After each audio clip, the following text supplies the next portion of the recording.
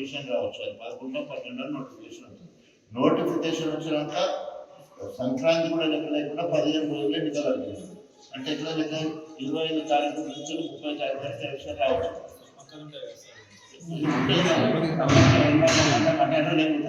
అది ఏదైతే కానీ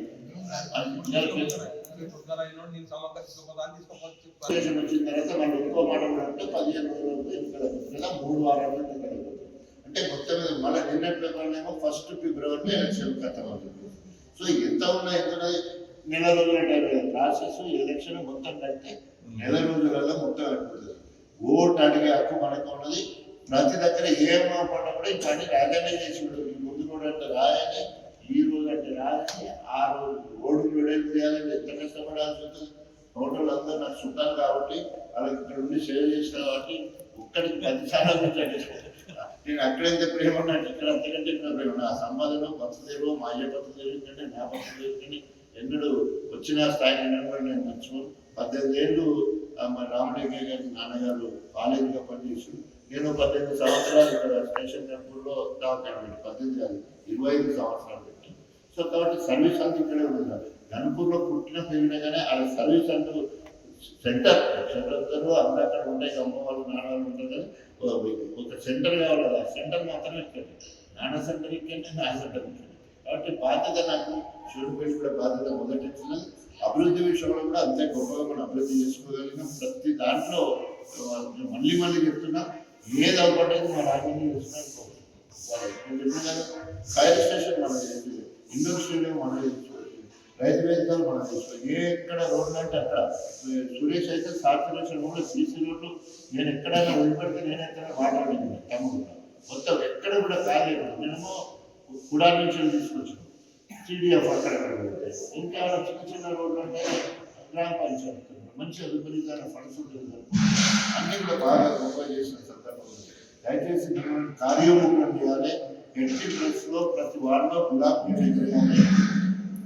కాంగ్రెస్ కానీ లేదా కడియమ్స్ లేదు కానీ ఓట్లు అడిగే హక్కు లేదు అంటే లేదు.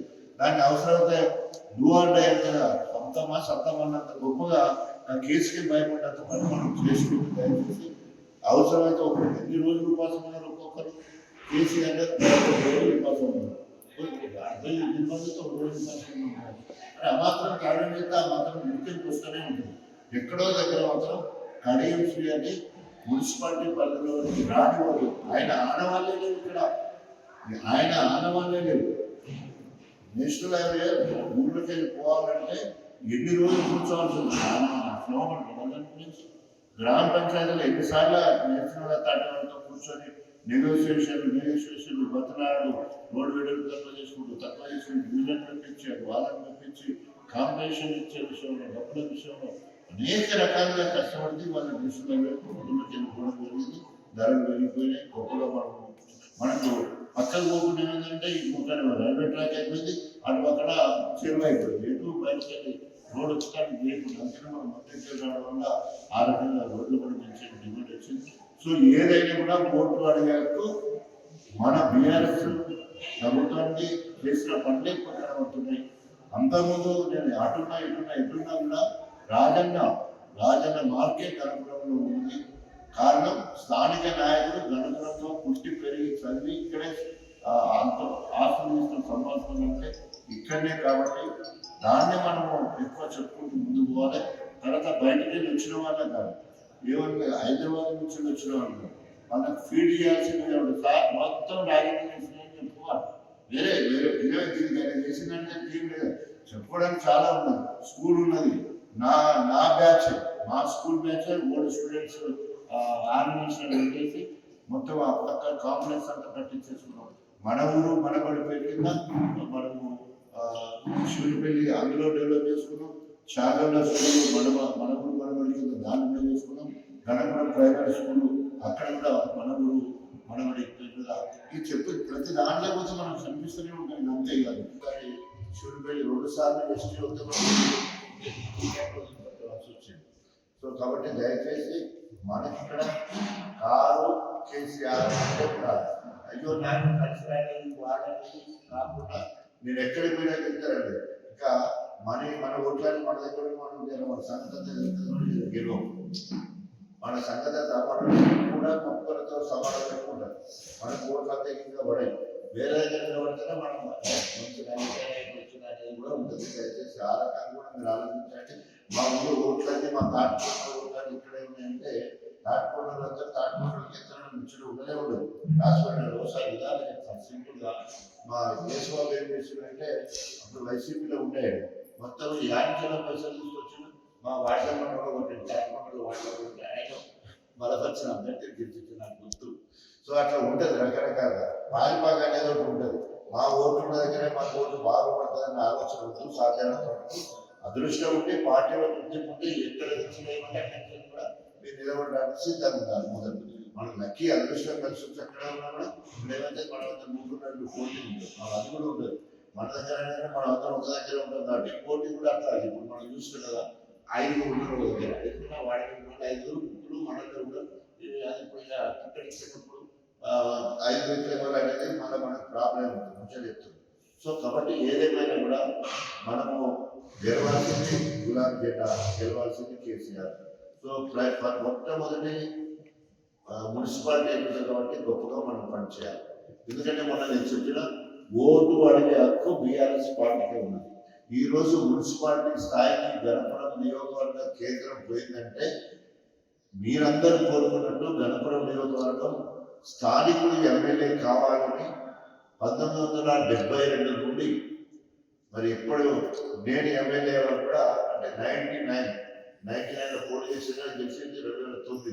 అవి 9 అవి దాదాపు 32 9 అంటే దాదాపు 42 సంవత్సరాల తర్వాత స్థానికులు ఎమ్మెల్యే గెలవడం.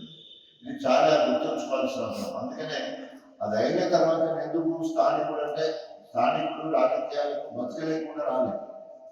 స్థానిక నాయకత్వంలో మంచి గుర్తింపు ఉండి సమాజం మీద అవగాహన ఉండి ఎడ్యుకేషన్ పరంగా ఎదిగి సేవా కార్యక్రమంలో ముందుండడం వల్ల అన్ని రాజకీయ పార్టీలు రాజకీయ ఎమ్మెల్యే కావాలని కోరుకుంటున్నారు.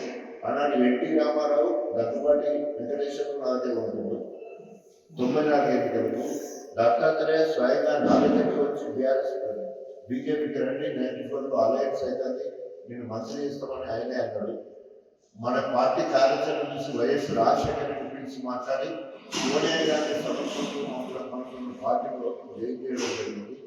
ఆమె పిలిచి పార్టీలోకి ఆహ్వానిస్తే వైఎస్ రాజశేఖర్ సాధారణంగా మనం కాంగ్రెస్ పార్టీలో చేరగానే వెంటనే ఎమ్మెల్యే గారు 12 ఏళ్ళు అరణ్యవాసం, సంవత్సరం అజ్ఞాతవాసం, 13 ఏళ్ళు కొట్లాడిన తర్వాత 97 అక్టోబర్ 11 తారీఖున నేను కాంగ్రెస్ పార్టీకి సభ్యత్వం తీసుకుంటే గెలిచడానికి వచ్చే వరకు 2009 అది మహాకూటమి మీద CPI, CPM, BRS party, TRS party and TDP alliance 4 పార్టీలు ఉన్నప్పుడు మనకు జరగడం జరిగింది.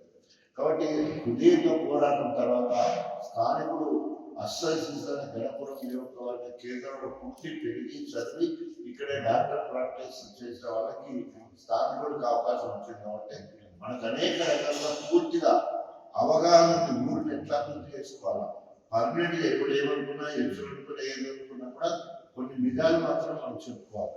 ఈరోజు నేను ఎప్పుడు ఏమనుకున్నా నేను గణపురంకు రిజర్వాయర్ అంటే కేసీఆర్ అప్పుడు వైఎస్ రాజశేఖర సహకారంతో ఆశీర్వాదంతో గణపురం నియోజకవర్గ కేంద్రానికి ఇటు చాగాలు జరుపుకోగలిగినాం, అటు రాజావరం జరుపుకోవాలి. అప్పుడు జరుపులు మాత్రమే ఉండే ఇటు ఎక్స్టెండ్ చేసుకొని అంపాలు మనం చాగాలు local to global news at your finger tips.